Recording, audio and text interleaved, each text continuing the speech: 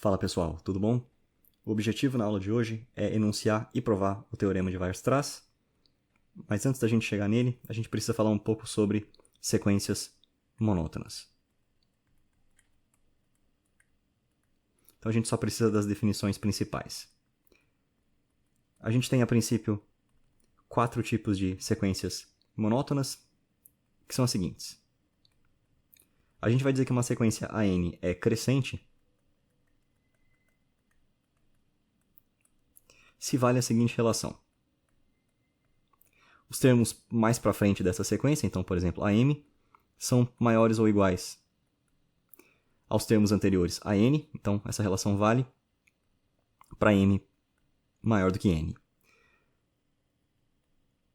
A gente também pode dizer que a N é uma sequência estritamente crescente. Você já deve imaginar, é quando vale a inequação estrita para esses termos aqui. Então, quando AM é estritamente maior do que a N, para M maior do que N. Da mesma maneira, a gente pode dizer que a N é decrescente quando vale a relação inversa. Então, quando a M é menor ou igual a N, sendo que aqui M é o índice mais para frente na sequência do que o N. E, da mesma maneira, a gente define as sequências que são estritamente decrescentes, usando outra vez a desigualdade estrita. Então, quando a M é estritamente menor do que a N, para M maior do que N. A gente tem uma notação especial para cada uma dessas sequências. Então, se a N é crescente, a gente denota como a N, coloca uma setinha assim na diagonal, para cima. Quando ela é estritamente crescente, a gente faz a mesma coisa, mas coloca duas setas. E aí, por analogia, a gente já consegue também presumir como é que vai ser a notação para sequências decrescentes e estritamente decrescentes. Tá. Então, qualquer uma dessas 4 sequências, seja ela de qual tipo, então, se a N satisfaz alguma dessas 4 propriedades, então a gente vai dizer que essa sequência é uma sequência monótona. Tá? Então, todas as sequências acima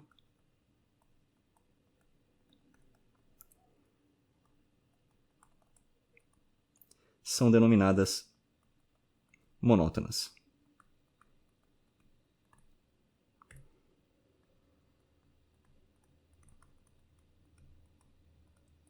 E agora, feita essa definição, nós já estamos prontos para enunciar e provar o teorema de Weierstrass. Agora a gente segue com o teorema principal da aula de hoje. Então, o teorema de Weierstrass.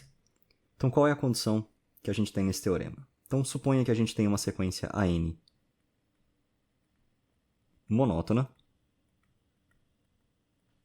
Então, por isso a gente fez as definições ali na tela anterior. Tá? Então, o que diz o teorema de Weierstrass? Ele diz que, nessas situações, essa sequência vai ter um limite finito, né? Então existe limite de AN pertencente aos reais. Se e somente se essa sequência AN é, além de monótona, cotada, né? Ou limitada, dependendo de como você prefere a terminologia. Então vamos fazer a demonstração. Então, da esquerda para a direita é um resultado que a gente já provou na antepenúltima aula. Né? Então, se uma sequência tem limite, então ela é cotada. Então isso aqui foi provado na aula 11, eu vou deixar o link no card para você conferir. Mais interessante vai ser a prova no outro sentido. Então a gente está assumindo que a gente tem uma sequência que é cotada e que é monótona. Tá? Então, se ela é monótona, a gente viu que ela pode ser de um daqueles 4 tipos, então sem perda de generalidade. Vamos assumir que a nossa sequência AN ela é crescente. A demonstração seria análoga se você usasse qualquer uma das outras 4 sequências que você preferisse.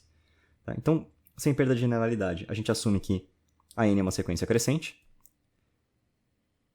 E a outra condição que a gente tem no enunciado é que a n é cotada. Então, como a gente está provando da direita para a esquerda, a gente assume que é cotada e quer provar que essa sequência tem limite. Então, com essas duas condições, a gente vai olhar agora o seguinte conjunto.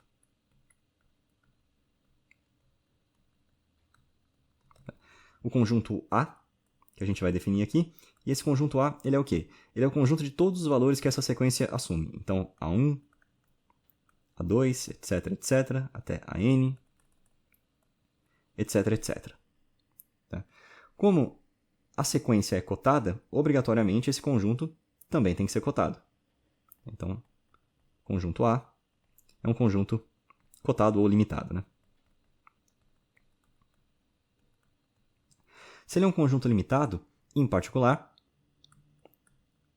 vai existir o supremo desse conjunto. Então, existe um supremo do conjunto A grande, que a gente vai definir aqui, por exemplo, como Azinho, pertencente aos reais. Se você precisa dar uma repassada em supremo e ínfimo, também vou deixar o link para você no card das aulas onde a gente já trata desses assuntos. Então, com esse supremo A, a gente sabe da propriedade do supremo, que vale o seguinte: para qualquer epsilon maior do que zero, vai existir um índice n grande, pertencente aos naturais, tal que A com índice n grande vai ser maior do que o supremo menos epsilon. Tá? Então, essa é a condição de que existe algum elemento do conjunto que está numa distância menor do que epsilon do supremo. Mas aqui, em particular, como todos os elementos do conjunto são elementos que vêm da sequência, então, na prática, quer dizer que existe um índice qualquer que vai me dar justamente esse elemento que eu estou procurando. Tá? Mas a gente sabe também que A gente assumiu, né, é uma sequência monótona e, em particular, crescente. Então, significa o quê? Significa que se eu tiver um índice nzinho pequeno maior do que n grande, vai valer que a n vai ser maior do que a n grande, e a n grande é maior do que a menos epsilon. Tá? Por outro lado, a gente sabe que a nzinho, ele pertence ao conjunto, então ele tem que ser menor ou igual ao valor do supremo, já que o supremo é cota superior, e em particular, como o epsilon é maior do que zero, esse número vai ser estritamente menor do que A mais epsilon. Tá? Ou seja, vamos ver o que a gente obteve aqui. A gente obteve que, para qualquer epsilon maior do que zero, a gente encontrou um número natural, tal que, para qualquer n pequeno maior do que n grande, valem essas duas inequações aqui. Em particular, a gente está interessado nessa parte aqui, a n maior do que a menos epsilon e a n menor do que a mais epsilon. Se a gente combinar essas duas inequações, a gente pode reescrever isso aqui exatamente como a n menos a em módulo menor do que epsilon, que por acaso é justamente a nossa definição de limite de sequência. Então isso aqui significa que o limite de AN é realmente igual a A, então esse limite existe, é real, e isso completa a prova do teorema de Weierstrass.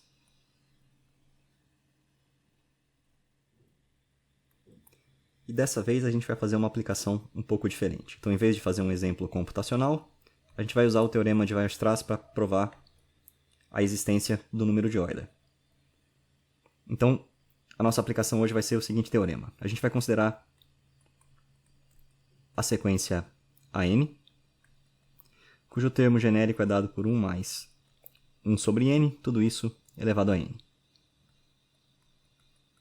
E aí a gente afirma que existe um limite para essa sequência, um limite finito, real. E a gente vai chamar esse limite de número de Euler e denotar pela letra E. E como é que a gente faz essa demonstração? Então, antes de provar para a sequência AN, a gente vai olhar uma sequência auxiliar, BN, que tem a mesma base, mais um expoente diferente. Então, n mais 1 no expoente. Para a gente aplicar o teorema de Weierstrass, a gente precisa provar que essa sequência é limitada e que ela é monótona. Então, primeiro a gente vai provar que Bn, nesse caso, é uma sequência decrescente. Tá? Então, como é que a gente vai provar que essa sequência é decrescente? A gente vai olhar a razão entre um termo e o termo seguinte. Tá? Se isso aqui for estritamente maior do que 1, ou pelo menos maior ou igual, para cada um dos elementos da sequência, a gente prova que a nossa sequência é decrescente. Então, vamos escrever Bn e Bn mais 1 pela definição do termo genérico da sequência. Então, 1 mais n elevado a n mais 1, e o Bn mais 1, que é o termo seguinte, ficaria então 1 mais 1 sobre n mais 1, tudo isso elevado a n mais 2. E agora a gente pode tirar o denominador comum, inverter a fração que está no denominador. Então, a gente ficaria, ajeitando aqui a primeira fração, com n mais 1. Tudo isso elevado a n mais 1, dividido por n elevado a n mais 1. O numerador da fração que está embaixo ficaria n mais 2, elevado a n mais 2, dividido por n mais 1, elevado a n mais 2. E agora a gente vai separar esses termos da seguinte maneira. Um desses n mais 1 eu vou manter separado, tá? E todos os outros eu vou agrupar. Então, um n mais 1 já ficou. O que sobrou? Sobrou n mais 1 elevado a n vezes n mais 1 elevado a n mais 2. Então, isso tudo vai dar n mais 1 elevado a 2n mais 2. Embaixo, a gente vai fazer a mesma coisa com um desses n mais 2. Então, esse n mais 2 aqui eu vou deixar separado. E aí, o que vai me sobrar? Vai me sobrar n elevado a n mais 1 vezes n mais 2 elevado a n mais 2 também. Perdão, n mais 1, que um deles já foi separado. E agora, só para facilitar um pouco, a gente vai tentar olhar essa grandeza que está escrita em branco aqui. Então, a gente vai só renomear os termos aqui. Eu vou ficar com n mais 1 sobre n mais 2 vezes... E toda essa grandeza que está em branco aqui, eu vou renomear com a letra A grande. E na próxima tela a gente vai tentar fazer alguma estimativa do valor desse termo. Então a gente vai fazer agora a nossa estimativa para essa grandeza A. Então, só recopiei a expressão que a gente tinha. No numerador a gente pode perceber que eu tenho n mais 1 elevado a 2n mais 2, e se eu fatorar o 2 desse expoente, eu fico com n mais 1 elevado a n mais 1 ao quadrado. Então, a gente vai agora usar o n mais 1 ao quadrado e escrever como n ao quadrado mais 2n mais 1. Tudo isso elevado a n mais 1. Embaixo a mesma coisa. Como eu tenho expoentes iguais, então eu posso multiplicar esses termos aqui. Então, eu ficaria com n ao quadrado mais 2n, e tudo isso elevado a n mais 1. E eu posso agrupar agora os termos que estão no numerador e no denominador com a mesma potência. Então, eu fico com n ao quadrado mais 2n mais 1, dividido por n ao quadrado mais 2n. Tudo isso elevado a n mais 1. E agora o que a gente pode fazer é ajeitar um pouquinho essa fração. Então eu percebo que os dois primeiros termos aqui no numerador são exatamente o que eu tenho no denominador, então eu posso reescrever essa fração da seguinte maneira. Isso aqui ficaria 1 mais 1 sobre n ao quadrado mais 2n, tudo isso elevado a n mais 1. E o que a gente vai fazer agora é aplicar a desigualdade de Bernoulli, aquela que a gente viu lá na remota aula 4. Tá? Então, eu vou deixar o link no card de qualquer maneira, mas só para a gente lembrar, a desigualdade de Bernoulli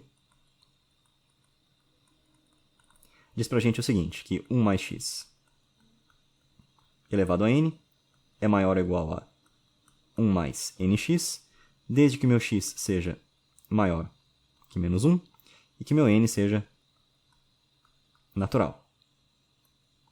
Então, essas condições, claro, se aplicam no nosso caso, né? N é sempre um número natural, ele é o índice da sequência, e o que está fazendo o papel de x aqui, que seria 1 sobre n ao quadrado mais 2n, é em particular um número até maior do que zero, sempre positivo, então a desigualdade de Bernoulli pode ser aplicada. Então isso aqui vai ser maior ou igual do que 1 mais n mais 1, que é o expoente agora cai, né? Por n ao quadrado mais 2n. E agora, eu tenho certeza que, como o denominador ele é estritamente positivo, isso aqui vai ser estritamente maior do que 1 mais n mais 1 sobre n ao quadrado mais 2n mais 1. Tá? Então, se eu aumentar o denominador, eu estou dividindo por alguma coisa maior, o resultado vai ser menor. Então, eu garanto que quando eu tinha um denominador pequeno, esse resultado vai ser estritamente maior do que eu tenho desse lado. E agora apareceu um quadrado perfeito no denominador, então a gente pode simplificar em cima e embaixo por n mais 1, para ficar com 1 sobre 1 mais n mais 1. E agora, tirando o denominador comum, a gente fica com n mais 2 sobre n mais 1. Tá? Então, qual foi o nosso resultado final aqui? A gente descobriu que aquela grandeza A que a gente definiu é estritamente maior do que n mais 2 sobre n mais 1. Tá? Então, voltando para a razão que a gente estava olhando, Bn sobre Bn mais 1 era, lá da tela anterior, n mais 1 dividido por n mais 2. Tudo isso vezes A. Só que A, por sua vez, o que a gente acabou de provar aqui, é alguma coisa estritamente maior do que n mais 2 sobre n mais 1. Então, essa relação inteira vai ser maior do que n mais 1 sobre n mais 2 dividido por n mais 2 dividido por n mais 2 vezes n mais 1. Que dá 1. Ou seja, a gente descobriu que a nossa razão Bn sobre Bn mais 1 é estritamente maior do que 1. Isso era exatamente o que a gente queria provar, né? Então significa que Bn é uma sequência decrescente. Então o primeiro passo para comprovar o teorema de Weierstrass já está feito. Agora a gente precisa demonstrar que essa sequência é limitada. E agora o mais difícil a gente já fez, né? A gente provou que para essa sequência Bn, ela vai ser decrescente. Falta provar que ela é limitada. Tá? Então, se ela é decrescente, a gente tem certeza absoluta que Bn vai ser sempre menor ou igual ao primeiro termo. O primeiro termo tem que ser o maior deles. Né? E o primeiro termo aqui, se a gente substituir n por 1, vai dar 4, que é um número finito. Por outro lado, a gente vê que, como 1 mais 1 sobre n, o n aqui é um número natural, isso aqui vai ser sempre estritamente maior do que 1. O meu Bn, que é isso aqui elevado a uma potência também natural, também vai ser um número estritamente maior do que 1. Ou seja, todos os valores de Bn estão entre 1 e 4. Então a gente provou que Bn também é uma sequência cotada. E agora sim, então, pelo teorema de Weierstrass,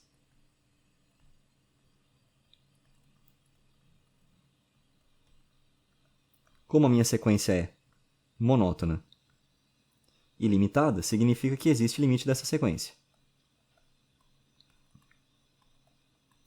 Existe limite de Bn, ele pertence aos reais, a gente não calculou o valor exato dele, mas a gente vai denotar por esse número E aqui. Tá?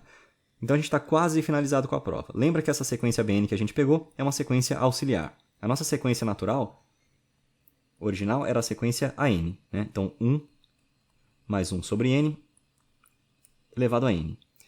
Se a gente comparar com a sequência Bn, que a gente acabou de ver que tem limite, eu vejo que eu posso reescrever esse termo genérico da sequência AN como sendo Bn dividido pelo que está na base. Né? Porque Bn é simplesmente o termo da sequência n com uma potência um pouco maior.